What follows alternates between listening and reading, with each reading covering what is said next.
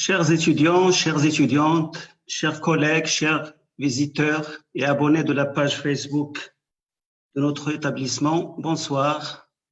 Tout d'abord, permettez-moi de vous souhaiter la bienvenue, de vous souhaiter un très bon confinement auprès de vos proches. Que Dieu nous préserve de ce grand fléau et qu'il fasse qu'on retrouve notre vie normale le plus rapidement possible. Comme il a été annoncé mardi dernier par Monsieur le doyen, notre établissement a programmé une série de tables rondes portant sur une thématique, chacune sur une thématique d'importance majeure, en lien, bien entendu, avec la pandémie actuelle.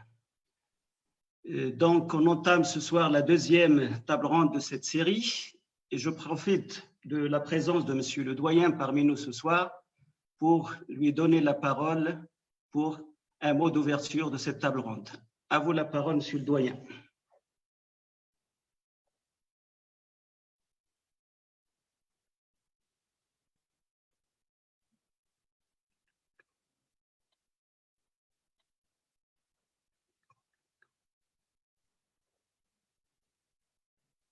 Le micro.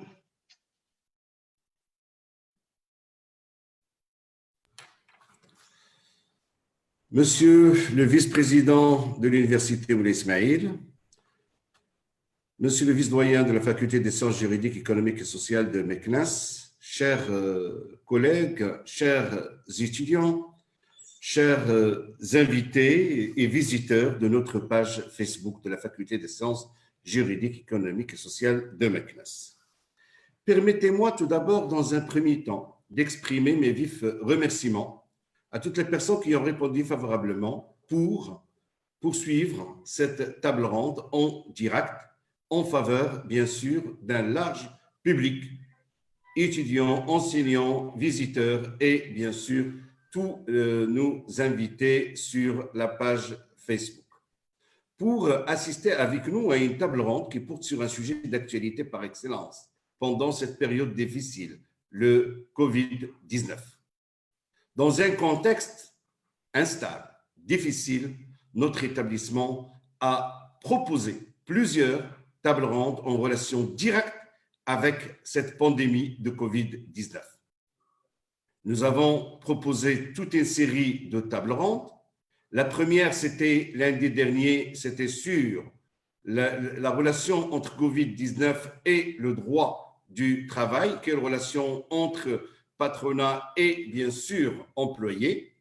Donc, pendant cette pandémie et après la pandémie, aujourd'hui, on va assister à cette table ronde qui porte sur un sujet d'actualité par excellence, à savoir donc les cours, une évaluation des cours à distance en relation directe avec le Covid-19.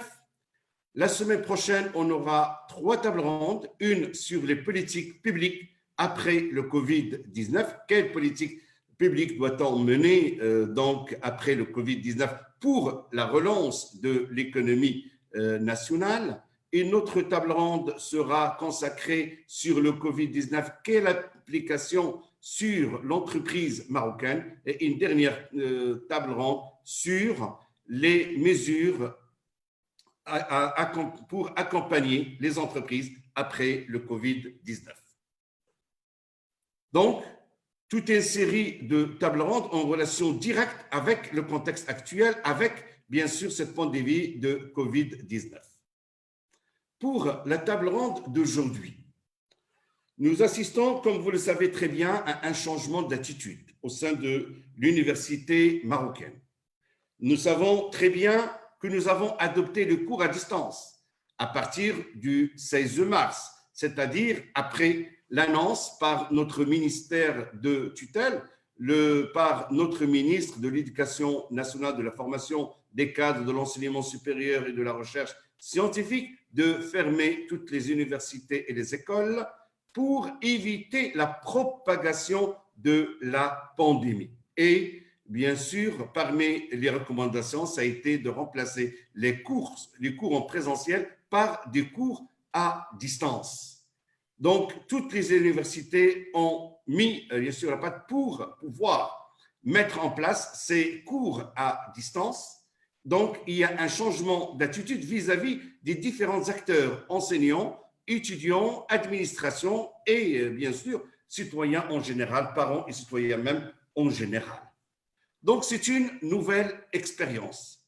Les circonstances actuelles nous ont imposé donc d'adopter une telle stratégie. Ça ne date pas d'aujourd'hui, les cours à distance au sein de l'université marocaine, mais pendant cette période, il est important de rappeler que, bien sûr, toutes les universités ont été impliquées et ils ont incité les enseignants, chercheurs à mettre en place des cours dans les plateformes numériques des différentes universités sous forme de PowerPoint, Word ou aussi PDF et parfois des enregistrements vidéo et audio.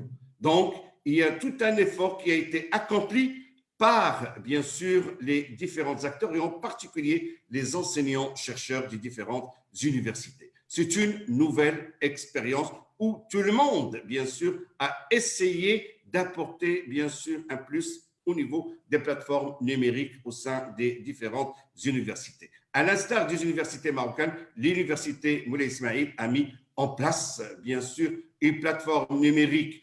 Donc, au sein de l'université, il y a aussi des plateformes au niveau des différents établissements. Et il faut saluer les efforts accomplis par le président de l'université Moulay Ismaïl. Donc, aujourd'hui, on peut dire qu'on a presque 100% des cours sont dans les plateformes donc, de l'université, des audios, des vidéos. Et aujourd'hui, on a la chance aussi que nos enseignants, bien sûr, participent à l'animation des cours au niveau de la télévision marocaine et au niveau des radios régionales de Meknès, mais aussi de Medina FM. Donc, c'est une nouvelle expérience qu'on a entamée au sein de l'université marocaine. Je sais très bien que ça ne date pas d'aujourd'hui, mais pendant cette pandémie, tout le monde s'est mis, bien sûr, à la mise en place de ces cours à distance. Et de là, plusieurs interrogations nous interpellent. Comment les universités accompagnent-elles, bien sûr, les étudiants dans ce contexte difficile? Donc là, c'est ma première interrogation qui m'interpelle. Quelles mesures numériques ont-elles été produites depuis la suspension des cours en présentiel?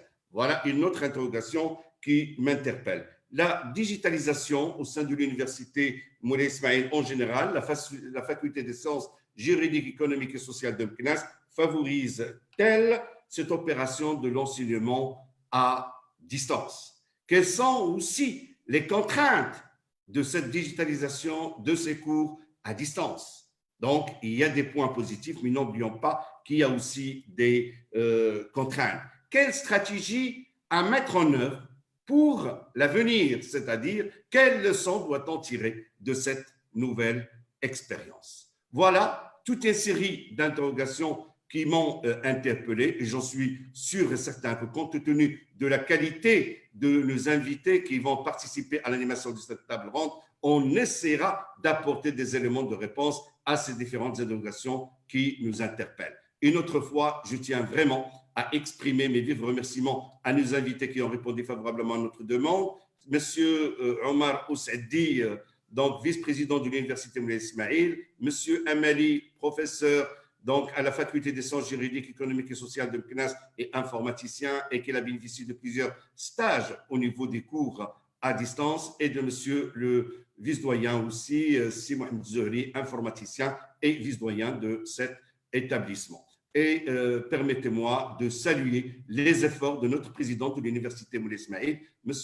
Hassan Sebi, de tous les efforts qui ont été déployés pour, bien sûr, que cette pandémie passe dans une atmosphère agréable, malgré, bien sûr, les difficultés rencontrées. Donc, il ne me reste plus qu'à vous souhaiter bon courage et je cède la parole au président de cette table ronde, M. Mohamed Zohri. Merci, Monsieur le doyen. Donc, à mon tour de vous remercier pour avoir bien accepté donc de faire partie de cette table ronde. Je vous remercie aussi pour les grands efforts fournis pour développer notre établissement, pour l'aligner parmi les grands établissements, que ce soit au niveau national et international. Je remercie le professeur Omar Ousseidi, vice-président de l'Université Moulay Ismail, chargé des affaires académiques, d'avoir bien accepté donc de prendre part aussi à cette table ronde. Je remercie mon collègue professeur Saïd Amali, professeur d'informatique au sein de notre établissement et qui a contribué à un certain nombre de projets portant justement sur la thématique d'aujourd'hui, l'enseignement à distance et plus communément ce qu'on appelle le e-learning et le montage des MOOC. Bien, comme vous le savez tous, depuis presque plus de 2 mois déjà, le monde vit une crise sanitaire sans précédent, due justement à la propagation du nouveau coronavirus Covid-19. D'autre part, plus de la moitié de la population mondiale vit en confinement généralisé. Malheureusement, notre pays, le Maroc, n'a pas échappé à cette crise épidémiologique et il a été obligé donc d'instaurer un plan, ce qu'on appelle le plan d'urgence sanitaire, pour justement préserver la santé des citoyens. Plan qui a été instauré depuis le 20 mars, qui est jusqu'au 20 avril, et qui a été justement prolongé jusqu'au 20 mai 2020. C'est dire la gravité de la situation et surtout l'instabilité des indicateurs d'évolution de cette pandémie. Juste avant, à partir exactement du 16 mars 2020, et pour limiter la propagation de ce virus et pour préserver la santé des élèves, des étudiants, des enseignants, le ministère de tutelle, le ministère de l'Éducation nationale, de la formation professionnelle, de l'enseignement supérieur et de la recherche scientifique, avait suspendu toute activité scientifique et pédagogique en présentiel et dans tous les établissements publics et privés, et ce, jusqu'à nouvel ordre. Par conséquent, l'enseignement à distance s'est imposé comme unique recours pour assurer la continuité pédagogique dans les divers établissements.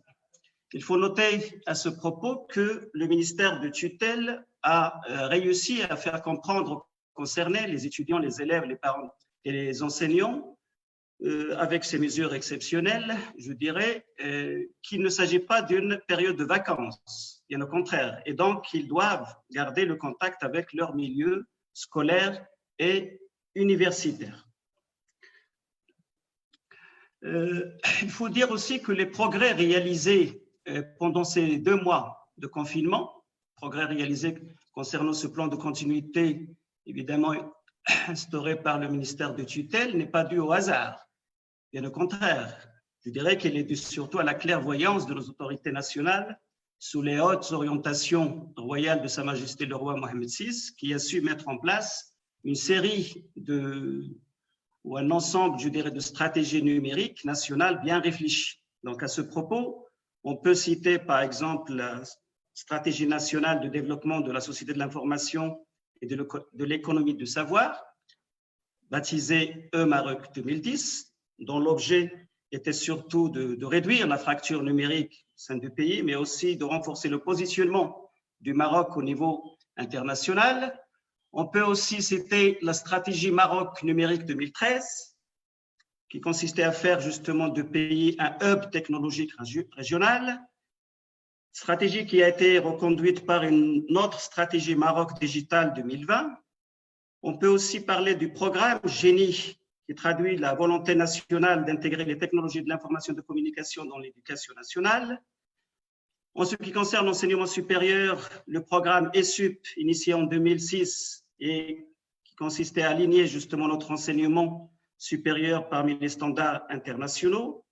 Le campus virtuel marocain, initié en 2004 et qui a permis de créer au moins une dizaine de centres de ressources au sein des différents établissements universitaires. Le réseau informatique national Marwan, dédié à l'éducation, la formation et la recherche scientifique et auquel toutes les universités nationales sont connectées, et évidemment tous les programmes qui ont permis justement de subventionner l'équipement des acteurs principaux, les étudiants, les enseignants, par des configurations informatiques, en particulier un ordinateur, une tablette, une connexion Internet, etc.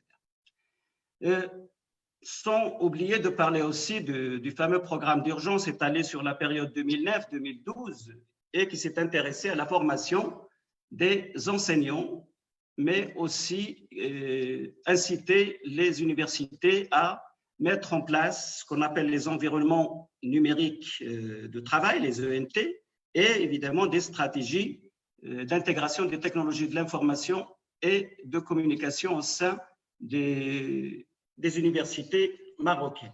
Donc, comme on peut voir, un ensemble de stratégies qui ont en quelque sorte facilité ce passage actuel de l'enseignement classique traditionnel vers un enseignement numérique. Donc, depuis le 16 mars 2020, toutes les universités marocaines vivent une situation pour le moins originale puisqu'ils ont basculé complètement dans un enseignement à distance à travers un certain nombre de plateformes dédiées. Alors, c'est dans ce contexte-là que notre université aussi, Moulay Ismail, sous les directions du professeur Hassan Sabi, président de la dite université, a déployé tout un plan de continuité pédagogique pour permettre justement aux étudiants de poursuivre leurs études, et ceci grâce évidemment à l'enseignement à distance. Donc l'activité pédagogique en présentiel, je dirais, s'est arrêtée au sein des différents établissements, mais force est de constater que la communauté universitaire s'est fortement mobilisée pour assurer la continuité pédagogique à distance. Alors maintenant, l'enjeu, en fait, l'enjeu majeur, c'est pas de faire ce qui se fait, de traduire en quelque sorte ce qui se fait ou de calquer ce qui se fait en présentiel, c'est-à-dire au niveau des amphithéâtres, des salles de cours et des salles de travaux dirigés, pratiques, etc. Mais je dirais que l'enjeu majeur, c'est surtout de maintenir le contact avec les étudiants et de faire en sorte qu'ils restent dans un état d'esprit d'étude. Toute la difficulté est là. Donc, si l'activité pédagogique en présentiel est arrêtée, l'activité doit continuer à distance et doit s'adapter justement aux nouvelles circonstances imposées par cette pandémie, mais aussi on doit prendre en compte la diversité sociale de nos étudiants. La diversité sociale de nos étudiants, les premiers retours justement qu'on a reçus, c'est que les étudiants n'ont pas les mêmes équipements, ils n'ont pas les mêmes, évidemment, possibilités d'accès en particulier aux ressources en ligne. Donc, depuis donc, le 16 mars 2020, donc, les universités ont opté donc, pour remplacer toute l'activité pédagogique présentielle traditionnelle, qui reste, comme on le sait, la base de tout processus d'enseignement au sein du Maroc, par un enseignement à distance qui recourt aux différentes options offertes par la technologie actuelle, en particulier la variété des plateformes dédiées à l'enseignement à distance, les différents logiciels adaptés, ainsi qu'un certain nombre de plateformes de visioconférence ou de vidéoconférence qui assurent l'interactivité. Donc, c'est dans ce contexte-là qu'on a décidé donc d'organiser cette table ronde, hein, pour essayer de répondre à quelques questions pressantes, justement, liées au remplacement de cet enseignement en présentiel par un enseignement à distance. Donc, un certain nombre de questions nous interpellent. Monsieur le doyen, on en a déjà étalé un certain nombre. J'en rajouterai en particulier quelle stratégie faut-il adopter à l'ère de ce coronavirus pour assurer la continuité pédagogique. L'ensemble des universités nationales, en l'occurrence notre université Moulay Ismail, sont-elles suffisamment préparées pour justement basculer dans cette situation d'urgence inévitable? Est-ce que les étudiants et les enseignants aussi sont suffisamment préparés pour ce mode d'enseignement? Quelle relation entre l'apprenant et l'enseignant à l'ère du numérique? Quel dispositif d'évaluation de cette expérience inédite? Faut-il davantage renforcer ce mode d'enseignement dans l'avenir? Voilà donc un certain nombre de questions auxquelles nos chers invités vont essayer justement d'y apporter quelques éléments de réponse, sachant pertinemment qu'un certain nombre d'interrogations resteront sûrement en suspens. Donc, comme il a été aussi soulevé par notre doyen, notre université et en particulier notre établissement ont déjà, je dirais, une première expérience concernant l'enseignement à distance ou le e-learning. Un certain nombre d'initiatives ont été justement montées au niveau de différentes composantes de notre université, en particulier la faculté des sciences juridiques, économiques et sociales. Et pour ce faire, donc, je vais donner la parole à mon collègue Siamel Saïd pour nous éclairer un peu sur l'expérience, en particulier de notre établissement, concernant le e-learning. À vous la parole, Saïd. Assalamu alaikum. Alors, avant de commencer, je souhaite à vous tous Ramadan Mubarak Karim, et j'espère que vous allez tous très bien, ainsi que vos familles et proches. Je remercie Monsieur le vice-doyen, le professeur Zuhri Mohamed, pour l'invitation à cette table ronde qui vise à discuter l'état actuel de la faculté des sciences juridiques, économiques et sociales de Meknès suite à la pandémie de COVID-19. Alors, comme vous le savez, et suite à l'état de confinement imposé par la propagation de la pandémie COVID-19, les établissements scolaires et universitaires sont fermés et ont eu recours à l'apprentissage à distance pour assurer une continuité des apprentissages. Alors, ce mode d'enseignement est assuré via différents moyens, que ce soit la télévision ou des applications de communication ou des diffusions de contenu pédagogique sur Internet. Alors, conscient de l'importance de l'apprentissage à distance et de ses avantages, la faculté de droit de Meknès a commencé depuis quelques années à s'impliquer et à mettre à la disposition de ses étudiants quelques cours en ligne dans le site de la faculté. Ces cours sont destinés aux étudiants inscrits dans les différentes filières fondamentales de droit privé, droit public et économie et gestion.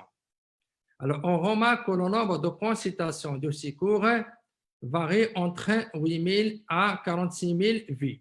Alors, pour les cours destinés à grand public, c'est-à-dire ce sont les cours généralement destinés pour les semestres 1 et semestre 2, le nombre de consultations varie entre 21 et 46 000.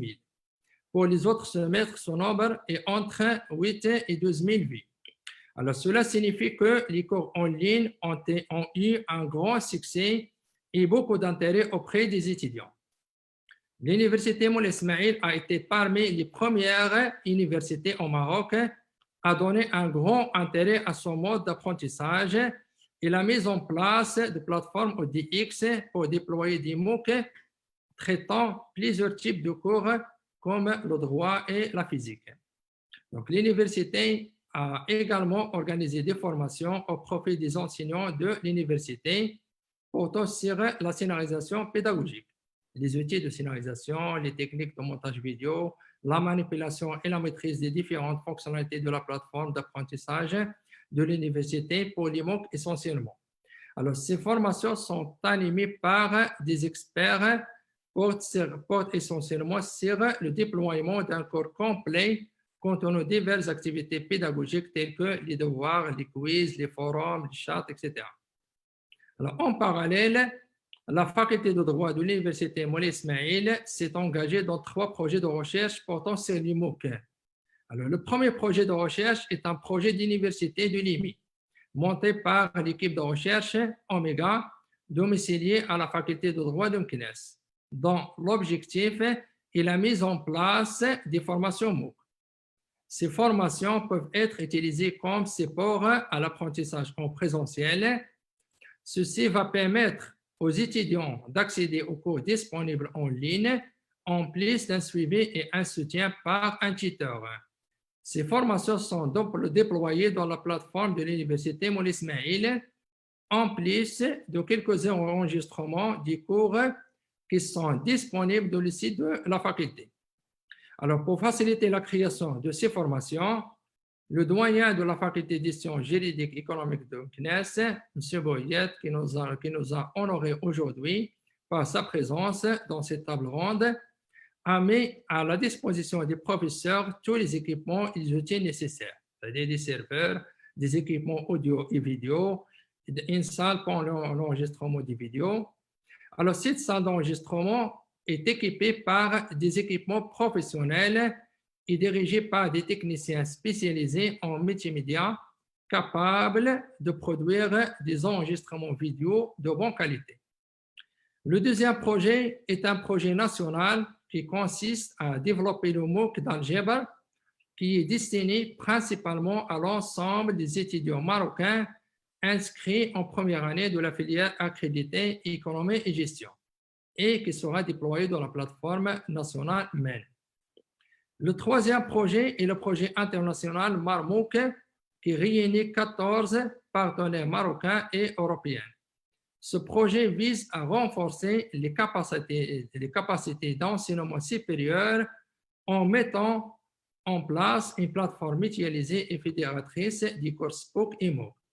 Le partage des expériences entre les partenaires européens et les universités marocaines en matière d'intégration des MOOC dans l'enseignement et accompagner les universités marocaines publiques et privées dans le processus de conception et de développement de supports pédagogiques riches et innovants et renforcer les capacités et les compétences internes aux universités par une formation dédiée aux enseignants pour la création des cours MOOC ainsi que techniciens pour la maîtrise de l'environnement technique.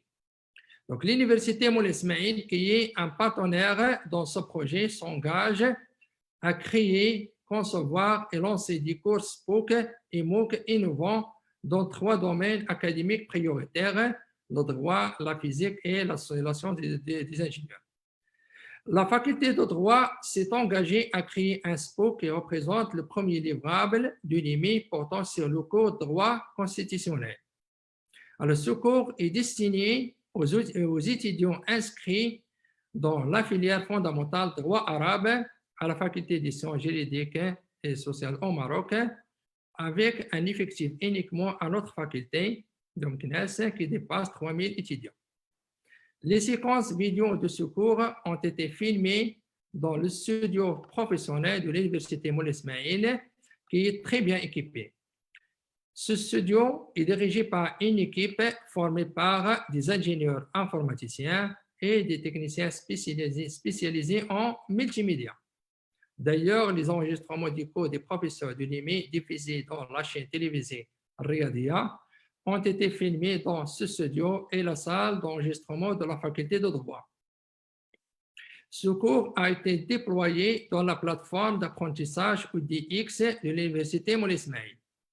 Alors, en fait, l'Université Moulay Ismaïl dispose de 2 plateformes d'apprentissage.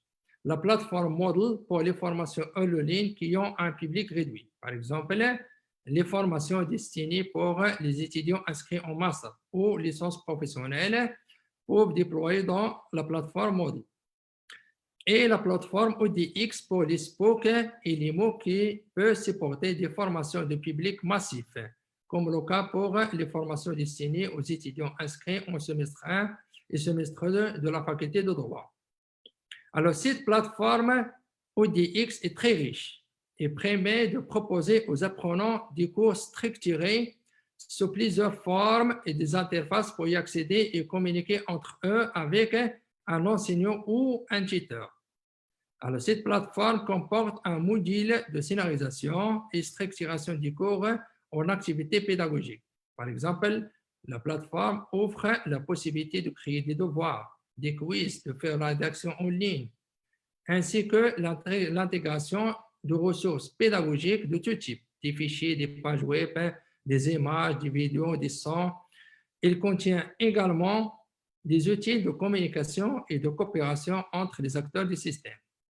Donc, la plateforme offre aussi aux enseignants les outils nécessaires pour le suivi des apprenants à distance. Ces outils sont basés sur les traces laissées par les apprenants lors de leur parcours d'apprentissage, tels que la durée de connexion. C'est-à-dire ici, l'enseignant, il peut à tout moment donc savoir et suivre le suivi des étudiants à distance en connaissant la durée de connexion, la fréquence de connexion, les notes des évaluations et les messages dans les forums, etc. Ce qui permet à l'enseignant d'identifier les apprenants en difficulté afin de décider de la façon de les aider. C'est pour ces raisons qu'il est recommandé d'adapter et déployer tous les cours disponibles dans les différents sites des établissements de la plateforme ODX de l'université. Alors, pour résumer mon intervention, au niveau de l'université Moulay Ismail est parmi les premières universités marocaines qui se sont engagées dans les projets MOOC et qui a mis toute une infrastructure professionnelle pour la création et le déploiement des MOOC. Il doit maintenant encourager encore plus ce nouveau mode d'apprentissage et enrichir la plateforme de l'université par des SPOC et des MOOC de qualité qui répondent aux normes internationales. Pour cela, il faut mettre tous les moyens nécessaires pour sensibiliser et motiver les enseignants qui sont les acteurs principaux dans cette approche. Par exemple, par des appels à projets de contenu pédagogique, par l'organisation des formations. On doit aussi penser à des mesures pour motiver les étudiants afin de suivre les parties des cours qui sont en ligne. On peut, par exemple, prévoir des parties de cours à distance où les étudiants seront obligés d'utiliser les MOOC de l'université.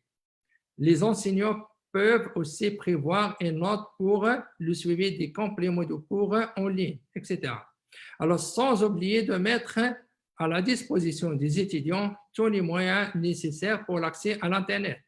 Par exemple, on peut mettre assez d'ordinateurs connectés à l'Internet dans les bibliothèques et chercher à établir des conventions avec les opérateurs téléphoniques pour mettre des prix abordables de package pour les étudiants. Et merci. Merci, CM Ali. Donc, comme on peut le remarquer à partir de l'intervention de CM Ali, donc notre université, en particulier notre établissement, a déjà une première expérience, je dirais, confirmée concernant cet enseignement à distance qui recourt à la technologie actuelle, basée surtout sur la déferlante Internet ainsi que toutes les technologies qui gravitent tout autour.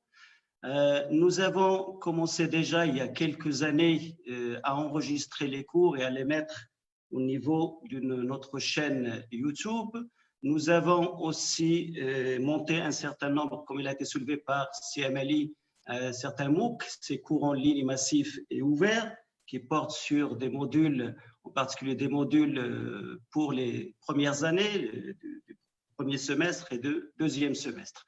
Donc tout ça, je peux dire que ça a contribué fortement à nous permettre de nous basculer dans l'enseignement à distance de manière fluide, de manière, je dirais,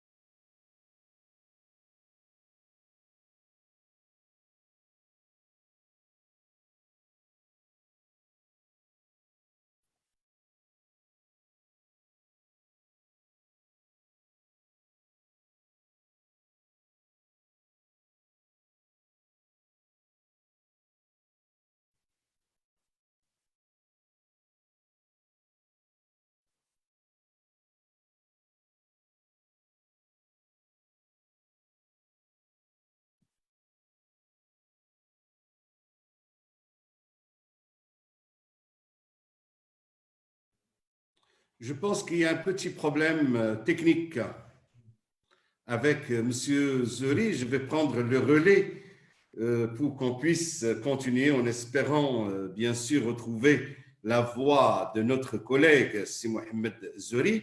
Moi, à mon tour, je tiens vraiment à exprimer mes vifs remerciements à notre collègue M. Amali pour toutes les informations qu'il a divulguées concernant les efforts déployés par l'Université Moulay Ismail en général et la Faculté des sciences juridiques, économiques et sociales de Meknès au niveau de la digitalisation. Il y a des efforts, il y a eu des stages donc, qui ont été prévus pour les enseignants avec nos partenaires des universités étrangères. Et bien sûr, je peux dire qu'on a accumulé une expérience. C'est pourquoi on a eu de l'avance lorsque nous avons annoncé la mise en place des cours à distance. Donc maintenant, je vais m'adresser directement à M.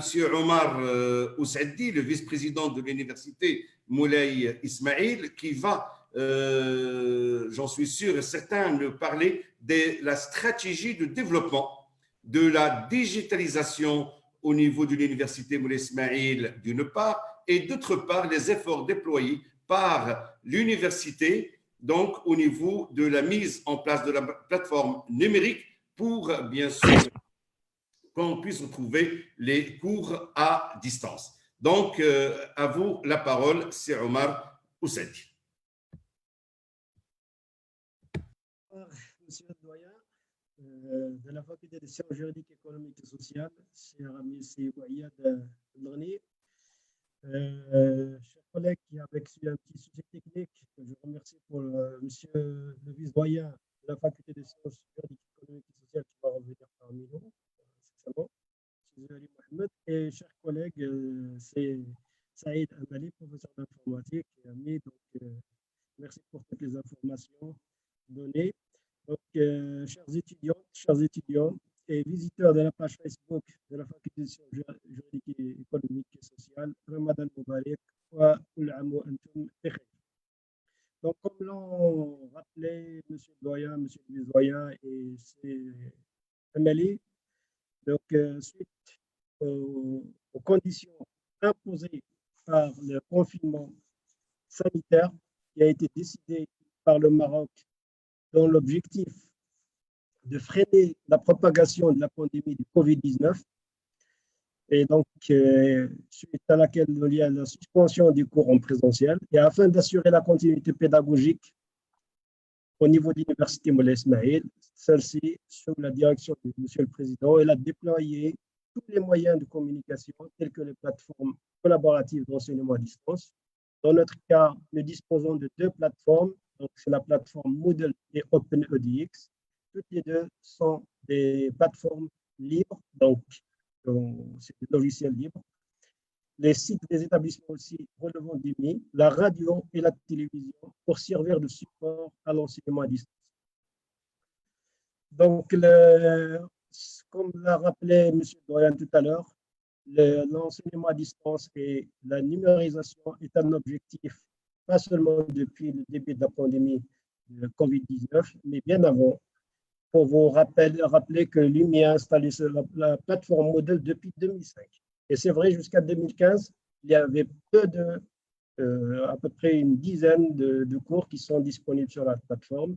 Et c'est depuis 2015 que nous avons également mis en place, sous la direction de M. le Président, donc la stratégie numérique pour renforcer tout ce qui est numérisation de notre université, et celle-ci a été vraiment déployée dans le plan de développement de M. le Président, de 14-18 et 18-22.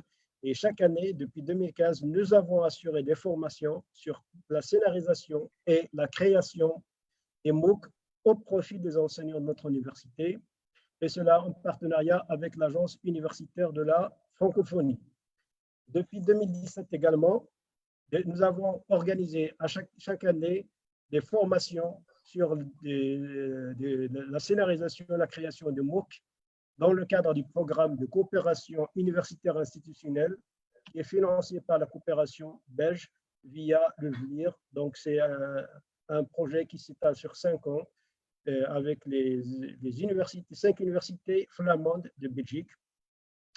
Et enfin, comme l'a rappelé M. Amali tout à l'heure, l'université s'est engagée dans le projet Erasmus Plus Marmouk, et nos enseignants et le personnel technique, ils ont bénéficié de formations au Maroc et en Europe pour scénariser et comment enregistrer les cours dans les domaines de droit en langue arabe, des sciences et de l'ingénierie. Donc, ces cours sont mis à la disposition des étudiants également dans la plateforme OpenEDX, qui a été acquise dans le cadre de ce projet. Pour accompagner donc, comme je l'ai dit, ce n'est pas un travail qui est né depuis hier. Pour accompagner et renforcer les efforts de numérisation de l'université, les étudiants inscrits en physique peuvent désormais bénéficier aussi de 12 travaux pratiques virtuels mis à leur disposition dans la plateforme de l'université, donc https://tpexpress.mi.ac.ma. Donc, ces travaux ont été élaborés dans le cadre du projet Erasmus plus TP Express, comme vous le savez, et surtout au niveau des sciences, et depuis la réforme de 2014, avec la massification, certains travaux pratiques de première année ont été sont seulement qu'à partir de la deuxième année. Et donc, pour aider les étudiants, ils peuvent tous réaliser leurs travaux pratiques de physique. Et l'objectif, c'est un peu par la suite de l'étendre à toutes les disciplines, cette expérience. Donc, l'ensemble de ces projets que j'ai cités, il y en a d'autres projets, ont permis aussi à l'université d'acquérir des équipements nécessaires pour l'enregistrement des vidéos. Et sincèrement, depuis le 16 mars, l'UMI a pu produire plus de 1000 séquences vidéo de cours. Ces cours sont à la disposition dans les plateformes de l'UMI, donc Moodle, OpenEdX, et aussi au niveau des serveurs des sites des établissements relevant de l'université. Ces projets ont permis aussi l'achat des serveurs et des baies de stockage nécessaires pour assurer le bon fonctionnement de l'enseignement à distance. Il ne faut pas oublier quand même de remercier et de saluer l'ensemble des enseignants qui se sont déplacés régulièrement pour enregistrer leurs cours, que ce soit au niveau de la faculté de sciences juridiques, économiques et sociales, au niveau de la présidence, au niveau aussi des autres établissements à Rachidia et à la faculté des lettres, dans des conditions difficiles de cette pandémie du Covid-19. Donc, tous les collègues qui n'ont pas aussi ménagé aucun effort pour produire et mettre à la disposition des étudiants les ressources numériques de cours, travaux dirigés, travaux pratiques, en format aussi PDF, PowerPoint et Word. Donc, le nombre de ressources, pour vous donner une idée, si je vous ai parlé d'une dizaine en 2014-2015, nous avons dépassé plus de 8000 ressources numériques en PDF, en PowerPoint, Word, audio et vidéo qui est disponible. C'est un grand pas, sincèrement, qui a été réalisé. Et je remercie également le personnel de la direction des systèmes d'information, donc tous les informaticiens, les techniciens qui travaillent, que ce soit à la présidence, que ce soit au niveau de tous les établissements. Et je tiens à les remercier donc pour leur mobilisation quotidienne qui a permis à l'université de relever les nouveaux défis imposés par cette situation que nous vivons de pandémie Covid-19. Donc, comme l'a rappelé Amali tout à l'heure, nos plateformes, les deux plateformes, que ce soit OpenEdX, que ce soit Moodle, elles permettent donc d'inscrire les étudiants par cohorte, donc peut inscrire les étudiants dans leurs cours. Donc, chaque étudiant ne peut accéder au niveau de la plateforme Moodle que s'il est authentifié, et chaque professeur peut inscrire ses étudiants, il peut partager avec eux les cours, il peut même mettre en place des visioconférences via la plateforme Moodle. Il peut avoir un forum, avoir des questions-réponses et permettre un échange entre l'enseignant et les étudiants. Donc, c'est vraiment des plateformes très riches. Ils peuvent créer des supports de corps, des vidéos, des quiz, des images explicatives, des devoirs à rendre aux étudiants, des contrôles continus. Et donc, ce sont vraiment des plateformes riches. Et je pense qu'il faudra capitaliser cette expérience. D'autres collègues aussi, ils ont opté aussi pour l'enseignement à distance via des visioconférences, et notamment pour les filières avec des effectifs réduits, en licence professionnelle, en master, filière ingénieur, et pour les 4 filières bachelor mises en place avec l'université d'Aachen en Allemagne. Donc, ce système est beaucoup plus apprécié par les étudiants parce qu'il permet un échange direct avec les étudiants, avec des interactions, avec des questions-réponses, et ça permet aux étudiants d'enregistrer encore ces cours et par la suite de revisionner et d'assister donc pour une meilleure maîtrise. C'est le système de visioconférence, pour rappel, elle a été présenté, dans les années 60, je pense c'est 1964, dans l'exposition universelle de New York. Son utilisation à une plus large échelle n'a commencé que dans les années 80 au sein des entreprises qui voyaient dans cette technologie une opportunité pour réduire les frais de déplacement. Et depuis 1990 à peu près, les universités et puis après plus tard les collèges et les primaires se sont mis à la visioconférence qui permet donc des diffusions de cours en ligne, et c'est vraiment bénéfique, et surtout dans le contexte qu'on est vivant actuellement. Et aussi de réaliser des débats avec des experts. Ça a été aussi beaucoup utilisé pour l'apprentissage de langues étrangères, et notamment quand on veut apprendre une langue avec un professeur, par exemple pour l'anglais natif, donc de Grande-Bretagne ou des États-Unis, et aussi pour l'intégration d'élèves et des étudiants avec des besoins particuliers. Donc, c'est des étudiants, par exemple, qui sont hospitalisés, qui peuvent suivre des cours. C'est des handicapés, des sportifs de haut niveau qui peuvent suivre leur scolarité à distance. Donc, au niveau de notre université, donc, nous avons déjà placé la stratégie numérique en priorité. Et ça a été fait aussi, ça nous a aidé aussi dès l'inscription des étudiants et la réinscription, et surtout dès l'inscription depuis quelques années, on génère des mails académiques à tous les étudiants pour qu'ils puissent bénéficier des avantages de ce mail académique et aussi accéder aux différentes applications déployés par notre université et aussi par le ministère. Ils peuvent accéder par exemple aux ressources, et vous avez l'accès à toutes les publications, les articles scientifiques, des livres qui sont mis à votre disposition par l'INIST, qui relève du Centre national pour la recherche scientifique. Il y a aussi un effort qui a été fait grâce à la numérisation puisque le nombre, par exemple, d'étudiants au niveau de l'université Moulay Ismail qui bénéficient de l'assurance maladie obligatoire, depuis qu'on a entamé cette numérisation de l'université, il est passé à plus de 40 000 étudiants cette année, alors que les années précédentes, on était autour de 6 000 étudiants. Donc, vous voyez un petit peu l'effort de la numérisation. C'est vraiment payant à la fin.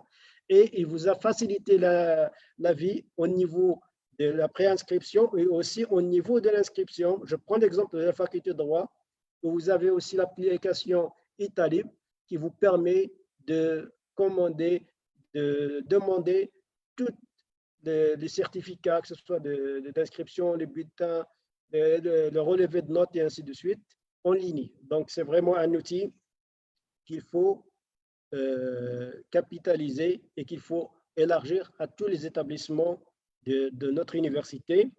Il y a aussi des efforts au niveau de la numérisation de l'université. Je vous donne quelques exemples. Donc, il y a la gestion, par exemple, du courrier de façon électronique. Dès qu'un courrier il arrive, que ce soit un fax, il est numérisé, il est envoyé aux responsables qui peuvent encore l'envoyer aux services concernés. Et ça, c'est pour permettre déjà de gagner au niveau du papier et aussi d'avoir un travail qui est efficace. Il y a aussi d'autres applications qui sont développées, telles que la gestion, par exemple, du parc électronique et aussi des salles, des voitures, des bus pour les étudiants, ainsi de suite. Donc, tous ces efforts-là ont été initiés sous la direction de Monsieur le Président, que je tiens à remercier en votre nom pour tous les efforts qu'il n'a pas cessé de fournir pour réussir cette expérience et cette numérisation de l'université Moulay Ismail. Merci, Monsieur le Président de la séance. Désolé, je vous rends la parole. Merci. Je pense que j'ai donné un petit peu une idée de ce que se fait, un petit résumé de ce qui se fait au niveau de notre université. Merci, chers collègues. C'est Omar donc, pour ces éclaircissements sur l'infrastructure donc, de notre université concernant donc l'infrastructure, je dirais, technologique en termes justement surtout de tous les outils nécessaires justement pour réussir, je dirais, ce passage à l'enseignement à distance. En effet, l'étape franchie, je dirais, pendant ces 2 mois de confinement en termes de digitalisation et en termes d'enseignement à distance n'aura jamais été franchie dans les temps normaux. C'est-à-dire qu'il faut beaucoup d'années pour réussir ce saut qu'on a effectué donc, pendant ces 2 mois d'enseignement distanciel. Comme dit le proverbe, à quelque chose malheur est bon. En effet, la numérisation des activités pédagogiques universitaires en particulier et je dirais l'adoption du numérique, l'adoption spontanée du numérique et l'appropriation des outils technologies de l'information et de communication par l'ensemble des collègues n'aura jamais été aussi rapide qu'en cette période de confinement. Et permettez-moi donc de saluer chaleureusement tous les enseignants justement qui ont fait preuve d'une adhésion totale, d'une adhésion citoyenne, responsable, malgré un certain nombre de difficultés techniques et logistiques rencontrées. Donc leur implication, je dirais, consciente et inconditionnée est plus qu'honorable.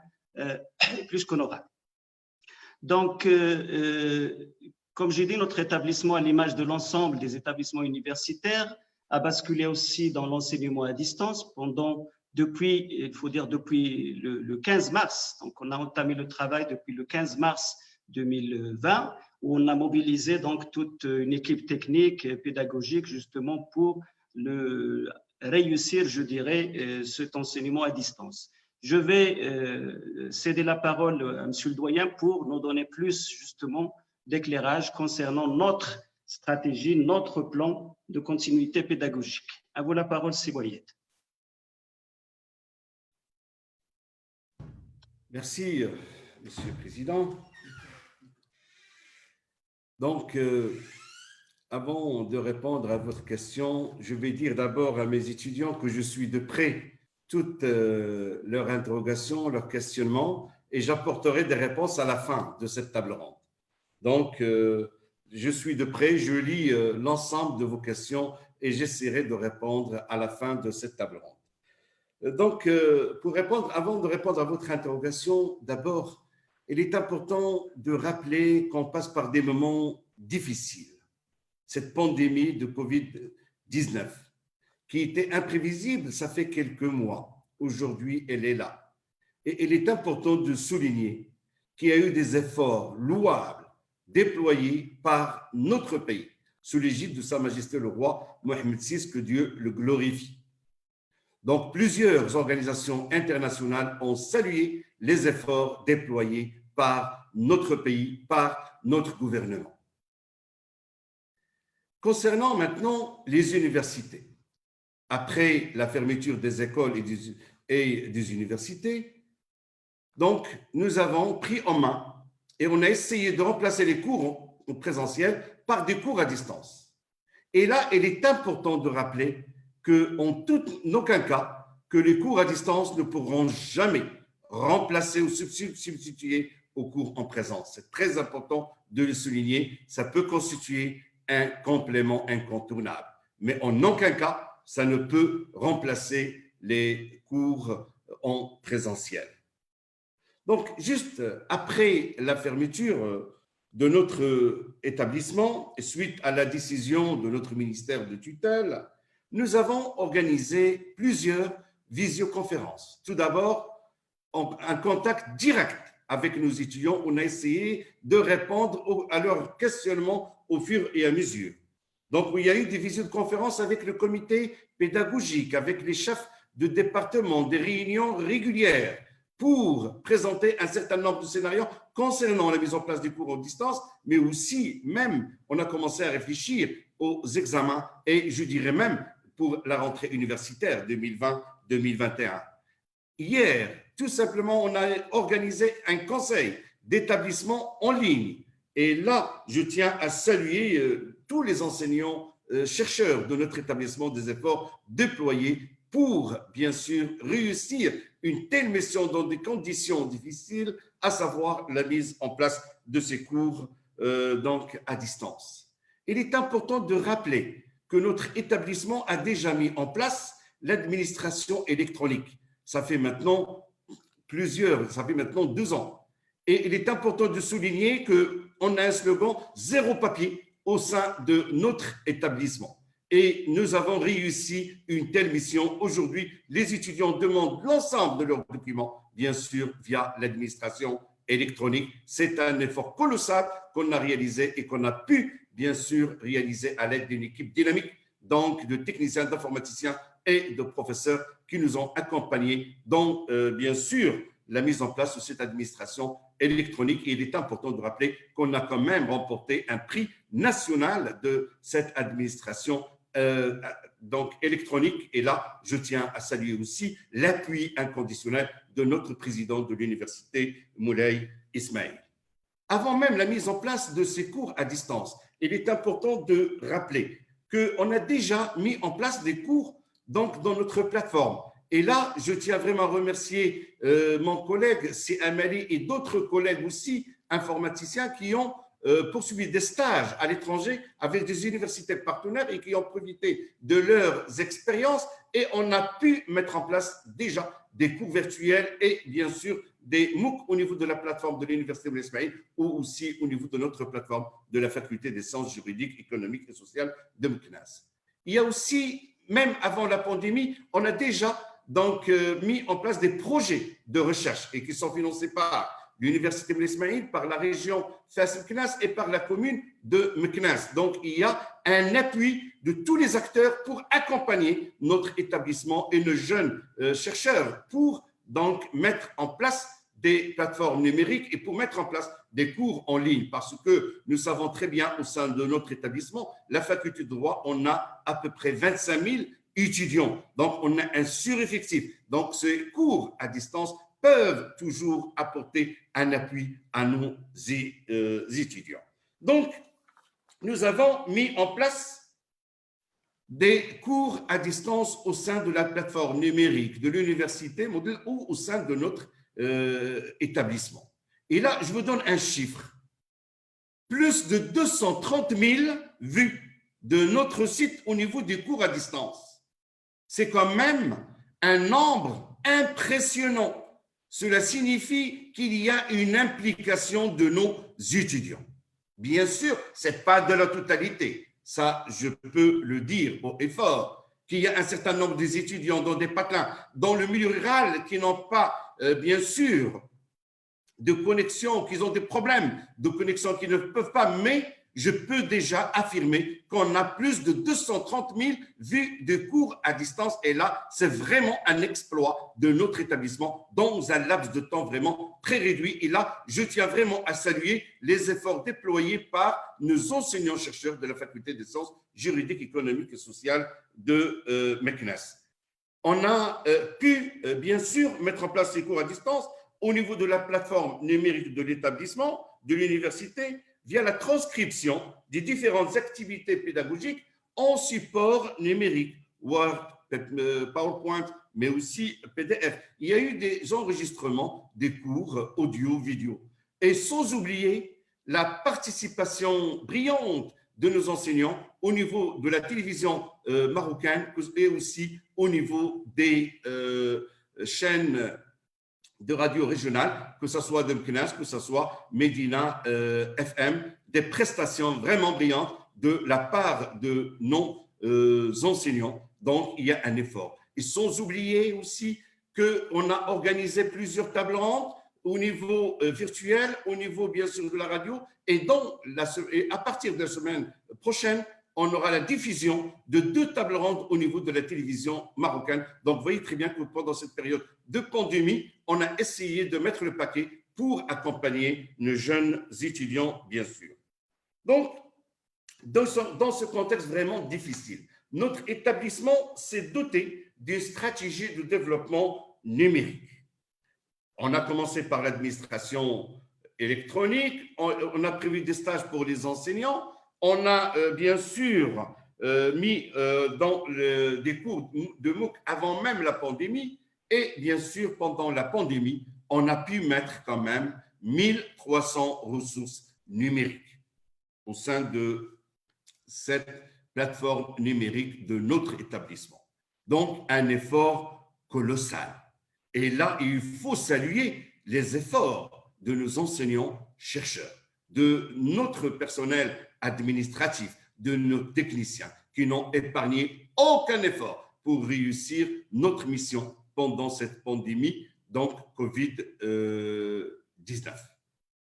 Voilà, Monsieur Zuhri, je vous cède la parole et comme je l'ai dit à nos étudiants, à la fin, je répondrai, je lis leurs questions. Ne vous en faites pas, j'apporterai quelques éléments de réponse à vos questions. À vous la parole, Monsieur Zuhri. Merci, Monsieur le doyen.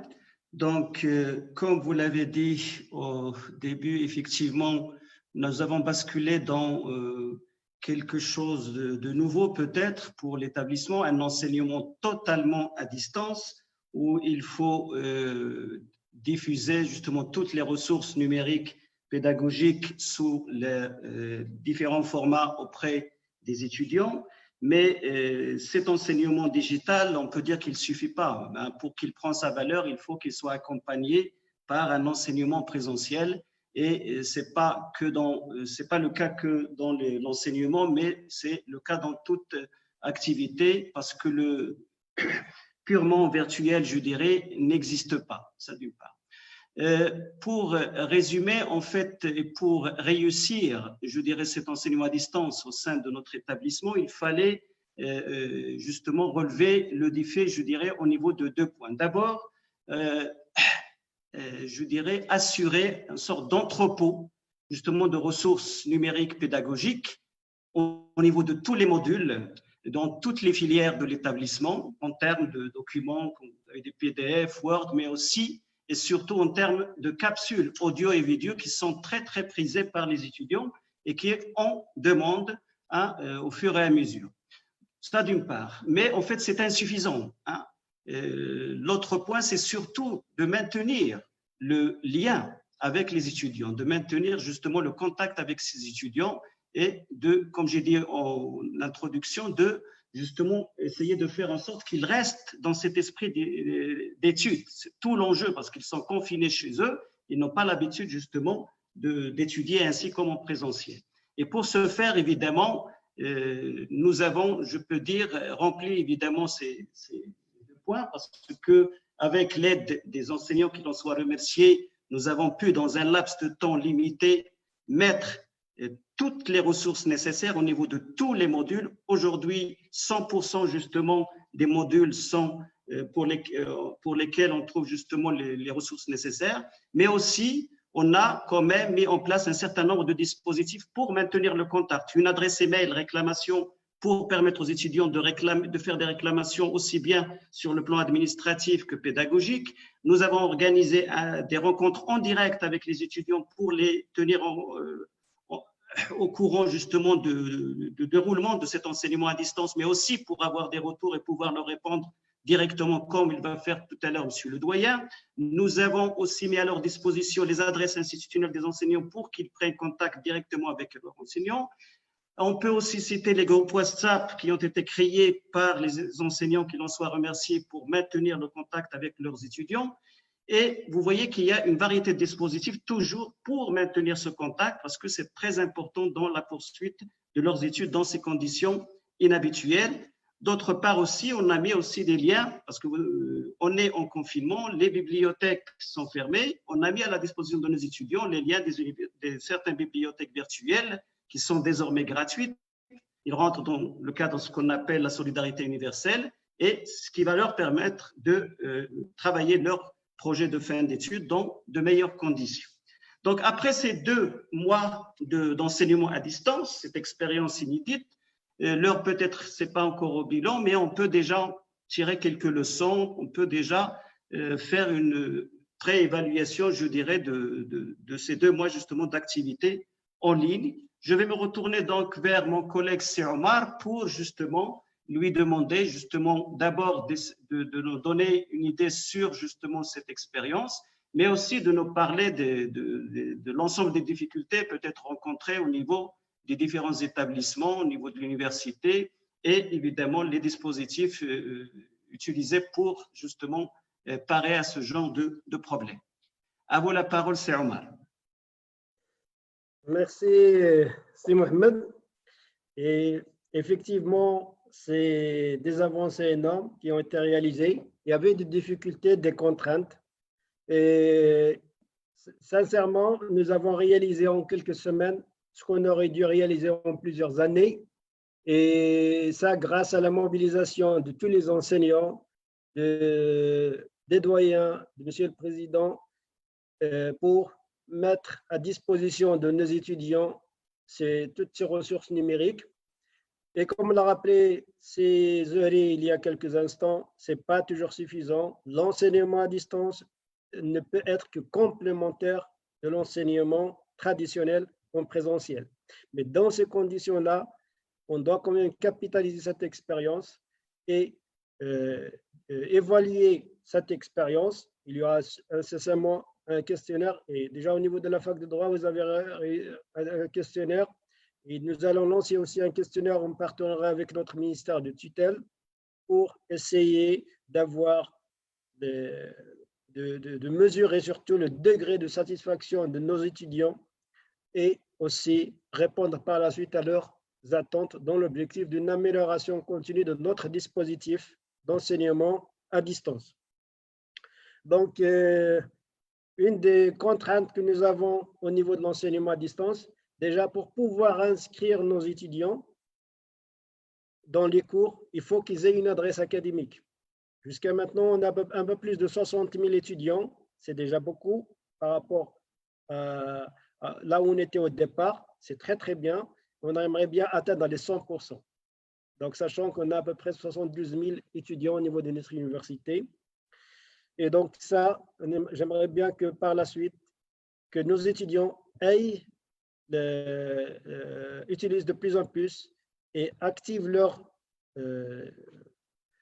adresse mail. Un support a été mis à leur disposition au niveau du site de l'université pour les accompagner, pour les aider ça s'appelle le support, je pense, .umi.ac.ma/contact. Jusqu'à présent, nous avons reçu plus de 2840 réclamations et généralement, parmi ceux-là, il y a à peu près 1340 des étudiants qui ont déjà leur adresse mail.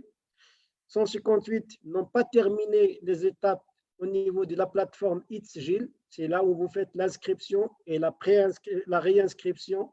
Donc, je demande à tous ceux qui ne l'ont pas fait d'aller sur la plateforme ITSGIL, c'est au niveau du site de l'université, et de compléter toutes les étapes pour pouvoir générer donc un mail. Une fois c'est terminé, un mail est généré automatiquement qui est utilisable 1 heure après cette étape. Parmi les contraintes aussi, il y a aussi pas mal d'enseignants qui ne maîtrisent pas encore les nouveaux dispositifs pédagogiques de l'enseignement à distance. Nous avons mis en place, avec l'aide des collègues qui maîtrisent bien ces outils, on a organisé des visioconférences avec les professeurs. On a mis en place dans le site pour les étudiants et pour les professeurs des capsules pour les aider comment mettre à la disposition des étudiants les ressources numériques, que ce soit des fichiers audio, vidéo, des PowerPoint, comment réaliser des devoirs, des tests et ainsi de suite. Donc, j'espère que nous allons continuer sur cette lancée-là et que tous nos professeurs et ainsi que les étudiants puissent s'adapter à ce nouveau dispositif. Il y a aussi des avancées. Il ne faut pas oublier aussi de signaler que dans certaines zones désenclavées, comme l'a souligné M. le doyen, le réseau Internet n'existe pas et il faut saluer quand même les efforts qui sont déployés par notre ministère qui a mis en place, donc, avec l'aide des chaînes de télévision, donc les cours à la disposition des étudiants via ces chaînes de télé, et aussi au niveau des radios, ici, grâce aussi à l'engagement de M. le Président avec la radio régionale de Meknès et le Medina FM, que je remercie ici de nous avoir donc donné l'opportunité de transmettre et de mettre les cours aux étudiants, et sûrement dans les régions où juste la radio qu'ils arrivent à entendre. Donc, et ils auront, sachant que, comme on l'a dit, il y aura toujours des étudiants qui n'ont pas le moyen, malheureusement, de suivre ces cours. Et j'espère qu'ils vont bénéficier quand même, pour certains, des polycopiés des professeurs qui ont été donnés avant. Mais toujours, ce mode d'enseignement à distance n'est pas toujours suffisant. Il faudra créer donc une interaction entre les enseignants et l'étudiant. Pour cela, il faut déjà aider le professeur à scénariser le cours, parce qu'un cours qu'on fait en présentiel n'est pas le cours à distance. En présentiel, on a les étudiants, on peut les jauger s'ils ne comprennent pas, on peut revoir un petit peu les choses, on peut corriger. Quand on fait de l'enseignement à distance, on n'a personne en face, et donc c'est beaucoup plus difficile. Toutes ces méthodes et ces techniques doivent être maîtrisées. Et donc, comme je l'ai dit tout à l'heure, nous avons déjà, chaque année, on organise quelques formations pour les professeurs qui sont pour la scénarisation de ces cours, pour mieux les aider à créer ces cours, à les scénariser, et en respectant les normes vraiment des cours à distance. Donc, il y a aussi à signaler aussi comme l'effort qui a été fait par notre ministère, puisqu'il a négocié l'accès gratuitement aux sites des universités, des établissements et aux plateformes d'enseignement à distance, et ça avec tous les 3 opérateurs. Donc, ça, c'est au niveau des contraintes, et nous devons capitaliser pour proposer des formations aux étudiants, pour inciter, aux enseignants, inciter nos étudiants à s'engager, et donc tous à activer leur mail académique. Ça leur donne déjà du stockage qui est gratuit, illimité au niveau de Google, puisque les emails umi.ac.ma, en fait, ils ne sont pas dans notre serveur, ils sont au niveau du serveur de l'UMI. Il y a aussi des visioconférences qu'il faudra encourager. Et pour information, nous avons aussi installé au niveau d'un serveur, au niveau de l'université, la possibilité aux enseignants d'utiliser un serveur sans passer avec visioconférence, sans passer ni par Zoom actuellement, ni par Google Meet, ni par Teams, et qu'on remercie pour leur service qu'ils nous rendent actuellement gratuitement au niveau de Google Meet, par exemple, jusqu'à 250 étudiants. Mais ça, c'est juste des efforts qui sont fournis pendant cette période. Par la suite, il faudra quand même payer. Il y a aussi, au niveau de formation, qu'il faudra assurer des capsules pour les étudiants, comment accéder aux cours et comment faire des devoirs, comment répondre aux devoirs, aux tests et ainsi de suite. Donc, je pense que c'est des choses qui vont se faire. Je suis donc optimiste quand j'observe au quotidien le changement du comportement à la fois des étudiants et des enseignants. Donc, cette culture est en train de s'installer et il faudra donc capitaliser cette expérience.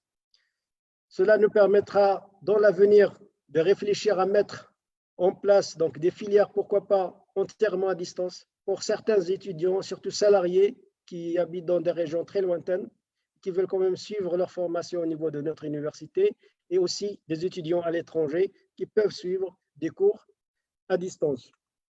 Donc, voilà au niveau des contraintes, et je pense qu'il y aura des réponses puisqu'il y a l'engagement de M. le Président, l'engagement des chefs d'établissement pour renforcer, et sincèrement, je ne m'attendais pas à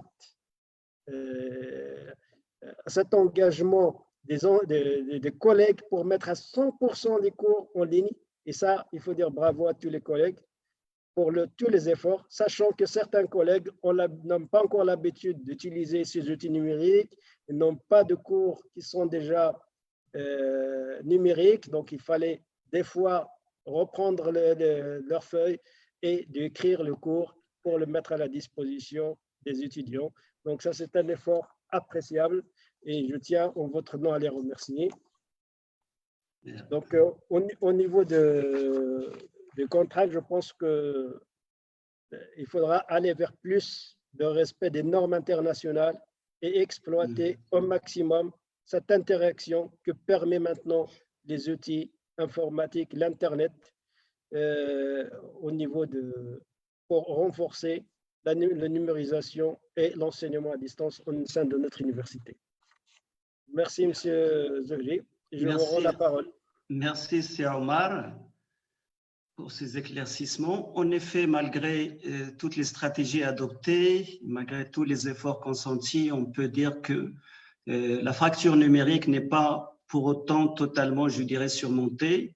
En effet, cette fracture numérique, en fait, elle est non seulement du côté, je dirais, de l'apprenant, des étudiants qui ont du mal des fois à s'équiper, à acquérir un smartphone, une tablette, un PC, voire une connexion Internet suffisante pour qu'ils puissent justement suivre leur cours dans les meilleures conditions, mais elle est aussi du côté des enseignants qui ont toujours, enfin plutôt qui malheureusement n'intègrent pas les technologies de l'information et de communication dans leurs cours. Et donc, il reste encore beaucoup à faire, je dirais, dans ce domaine. Donc, plus de formation comme vous avez soulevé auprès donc, des réticents, si je peux dire, des enseignants réticents.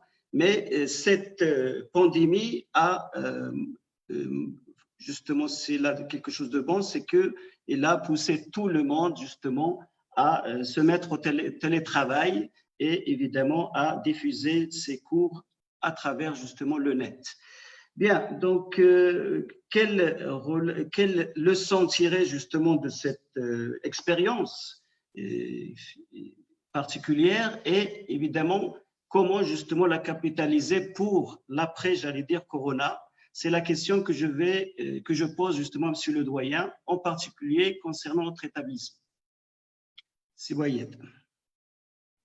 Merci, cher collègue, c'est Mohamed Zohri. Question très, très intéressante. Quelle leçon peut-on tirer de cette expérience? Donc, avant de répondre à cette question, je tiens tout d'abord à saluer les efforts déployés par notre ministère du tutelle au niveau de la digitalisation. Et je tiens aussi à saluer haut et fort nos enseignants-chercheurs et notre personnel administratif des efforts déployés tout au long de cette pandémie. Pendant cette pandémie, il y a eu des efforts. Avant même la pandémie, il y a eu des efforts au niveau de la digitalisation de l'université marocaine en général et de l'université Moulay Ismail en particulier. Donc, on a déjà prévu des stages pour les enseignants, pour le personnel administratif, on a mis des plateformes numériques, des serveurs pour, bien sûr, mettre en place des formations à distance. Lorsque la pandémie était là, donc je pense que la réussite de l'université Moulay Ismail dépend en premier lieu des efforts déployés et de l'investissement déjà fait donc au niveau de la digitalisation. Là, c'est un point d'une grande importance. Donc maintenant, après cette pandémie, et on est très heureux aujourd'hui d'apprendre qu'on n'a eu que 48 cas contaminés et espérons que cette tendance à la baisse continuera, espérons-le. Donc, moi, en tant qu'économiste statisticien, j'aurais souhaité que cette courbe de pandémie des cas contaminés soit une loi normale. C'est-à-dire, il y a, au départ, ça augmente jusqu'à ce qu'on arrive à un certain seuil et ça baisse. Au Maroc, c'est un peu sinusoïdal. Espérons qu'on aura cette tendance à la baisse dans les jours qui viennent. Maintenant, concernant notre établissement, il y a eu des efforts qui ont été déjà mis en place pour la digitalisation de notre établissement.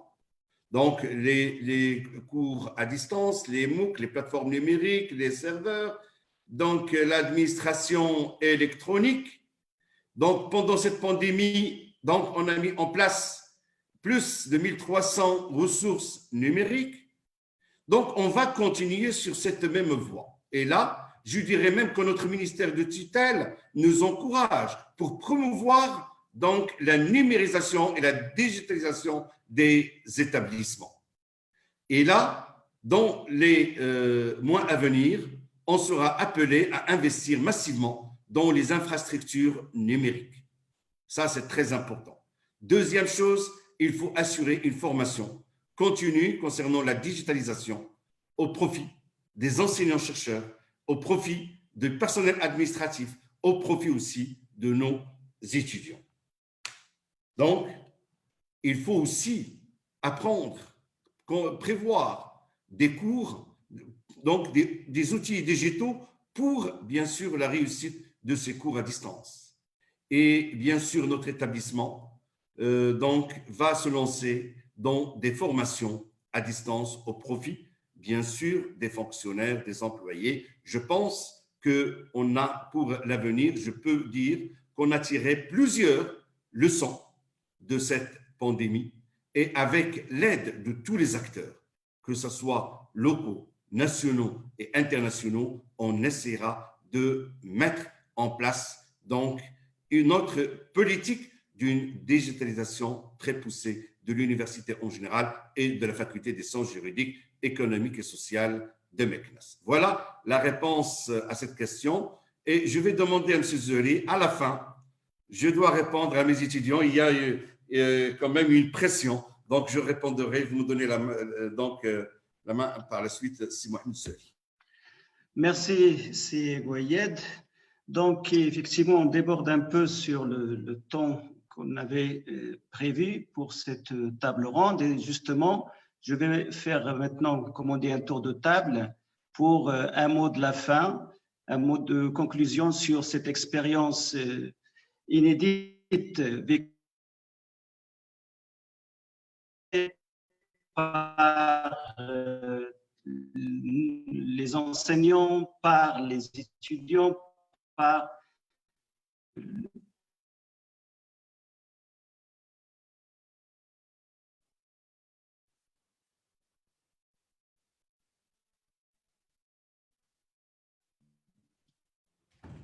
Donc, il y a un blocage. Je vais prendre le relais.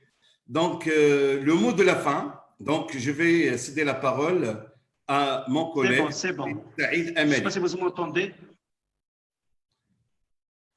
Donc, c'est bon, M. Zeri, céder la parole à M. Saïd Amali pour le mot de la fin. Oui, un mot de la fin. Un mot de la fin. Alors, merci, monsieur. C'est Amali.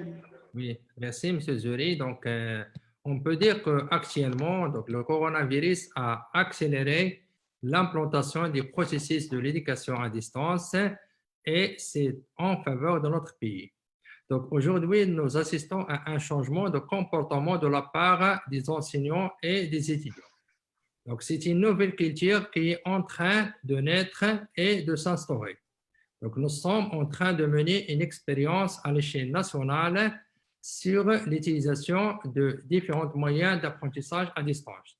Donc, il faut penser dès maintenant à une stratégie de l'enseignement à distance sur la base d'une évaluation de l'état actuel de cette nouvelle expérience au sein de notre université. Donc, cette évaluation va nous donner quelques indications sur la stratégie de l'enseignement à distance à suivre. Par exemple, est-ce que le mode d'apprentissage à distance, qu'on peut l'adopter par la suite, peut être utilisé comme le e-learning, c'est-à-dire certaines formations seront utilisées 100% en ligne ou bien en blended learning, c'est-à-dire certaines parties d'une formation peuvent être en ligne et les autres en présentiel, ou tout simplement ce mode d'apprentissage sera utilisé uniquement comme support et juste un complément à la formation en présentiel. Est-ce que possible de monter des formations continues en ligne et comment assurer sa logistique? Donc, est-il possible de faire des évaluations à distance, de délivrer des diplômes pour ces formations? Comment on peut rémunérer les acteurs impliqués, c'est-à-dire les administrateurs, le tuteur pédagogique, le tuteur technique et les enseignants? Donc, nous devons élaborer une stratégie d'enseignement à distance selon plusieurs niveaux. Il y a d'abord le plan juridique qui constitue la base de toute stratégie pour rester conforme aux lois de la législation. Le niveau social, aussi est très important, sachant qu'il y aura des frais et dépenses imposés aux familles des étudiants pour le matériel informatique et connexion Internet. Il y a aussi le niveau technique relatif à la qualité de service des réseaux offerts par les différents opérateurs, essentiellement le débit et le coût de connexion. Et aussi, il y a le niveau pédagogique relatif à l'approche pédagogique à adopter selon la nature de chaque cours ou formation. Donc, il y a aussi le contenu de formation à revoir si on va aller vers une stratégie globale qui englobe le fond et la forme. Donc, une telle stratégie ne peut aboutir sans l'implication de tous les acteurs, à savoir les enseignants, les responsables et les acteurs socio-économiques. Donc, c'est un grand chantier, mais l'université Moulay Ismaïl a toutes les compétences pour bien le mener et l'accomplir. Et merci, M. Zoueri, le président de cette table ronde. Merci, C.M. Ali, pour ce mot de la fin. La parole est à C. Omar. Merci, c'est Mohamed. Donc, pour le mot de la fin, je m'adresse directement aux étudiants de la faculté des sciences juridiques, économiques et sociales.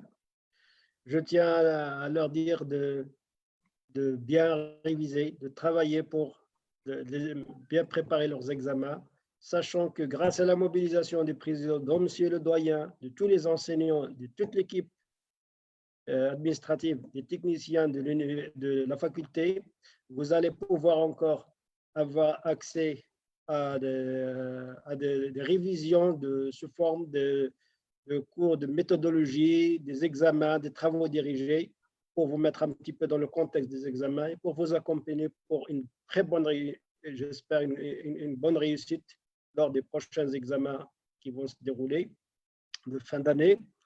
Et je tiens donc en votre nom à remercier les collègues pour l'invitation pour participer avec vous ce soir et pour échanger sur l'enseignement à distance au niveau de la faculté des sciences juridiques, économiques et sociales et de l'université Moulay Ismaïl. Je tiens à féliciter donc Monsieur le doyen, toute l'équipe, tous les enseignants pour le travail réalisé au niveau de cette faculté.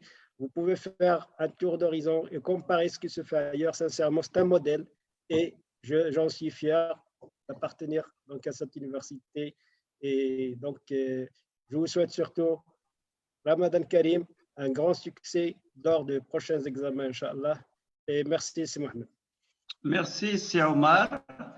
Donc, la parole est à Siboyet, donc pour un mot de la fin, mais en même temps, profiter pour répondre aux différents questionnements de nos étudiants qui sont sur la page officielle de notre établissement. À vous la parole, Siboyet.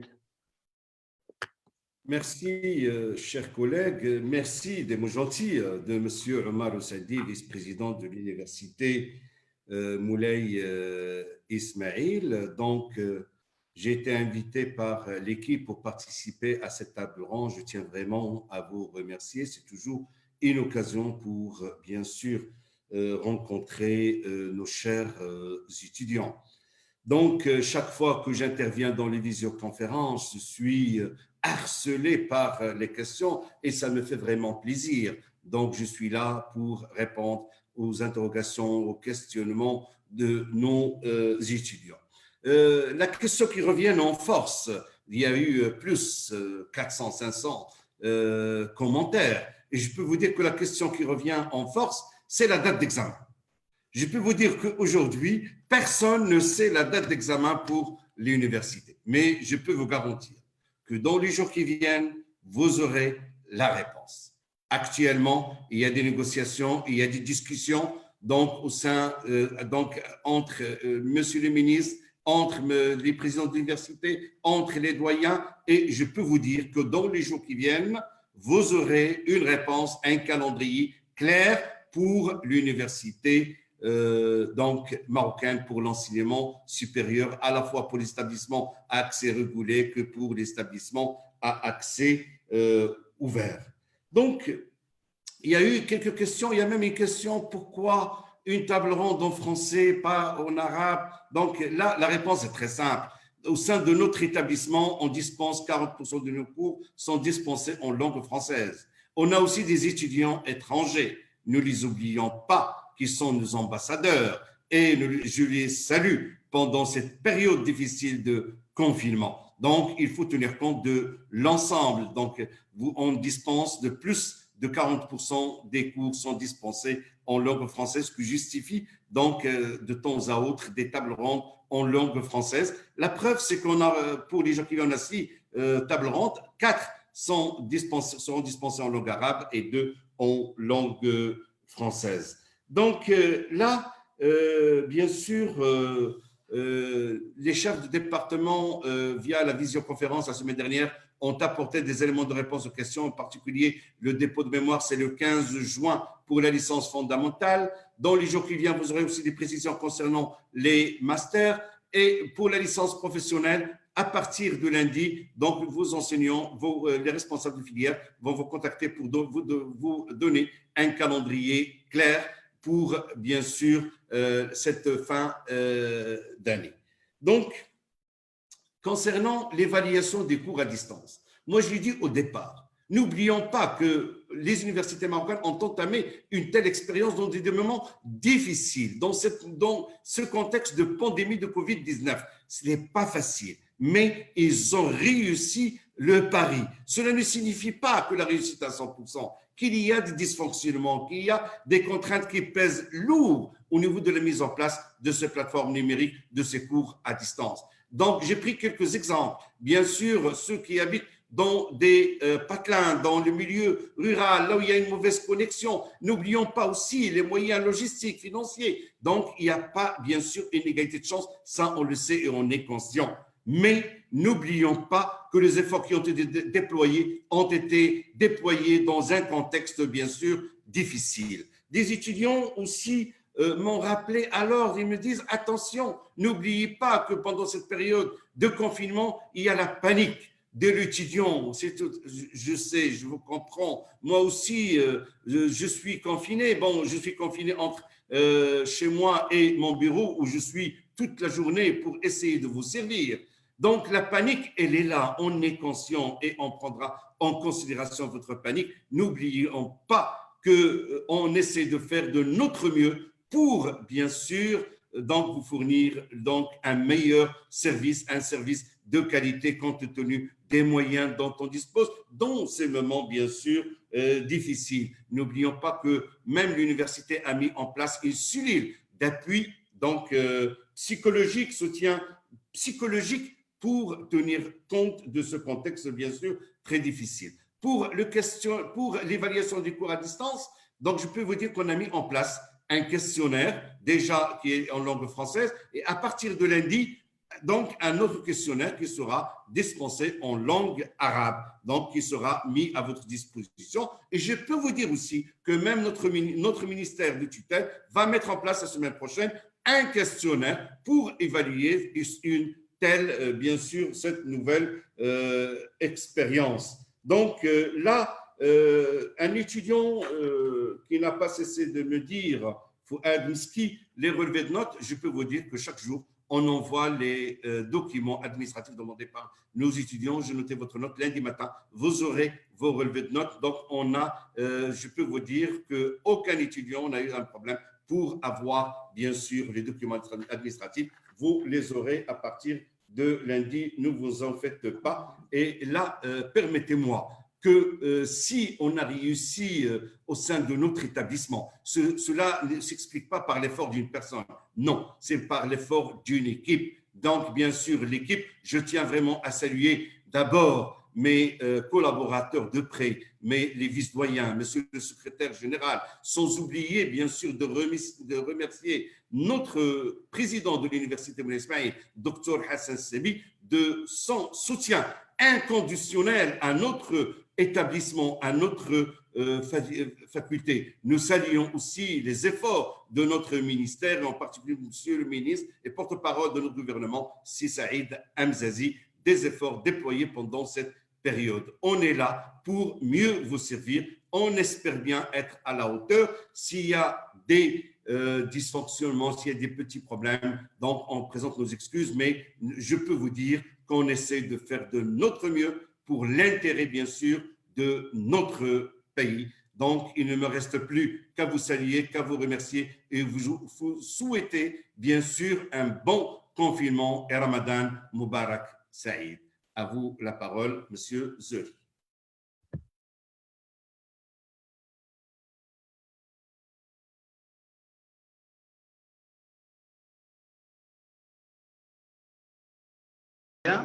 Donc, on arrive au terme de cette table ronde. Nous venons de vivre une expérience inouïe pendant ces 2 mois de confinement et donc d'enseignement à distance. C'est un petit pas peut-être au niveau de notre établissement, mais c'est un grand pas pour le pays parce que tout le pays a fait un saut phénoménal dans justement l'appropriation justement de la technologie pour assurer un enseignement à distance. Cette pandémie avait été, je dirais, une grande opportunité pour que tout le monde, même ceux qui ne croient pas au numérique, puissent utiliser justement cette technologie. En effet, comme vous venez de le dire, j'étais de mon côté aussi très surpris par, évidemment, l'adhésion spontanée de tous les collègues, par leur engouement vers justement l'appropriation de la technologie, vers l'enregistrement de leurs cours, vers justement la demande de plus, je dirais, de support concernant justement ces outils de technologie qui leur permettent non seulement de produire, je dirais, des documents, d'enregistrer des vidéos et des capsules, mais aussi de pouvoir carrément s'adresser à leurs étudiants en classe virtuelle en utilisant les différentes plateformes de visioconférence, etc.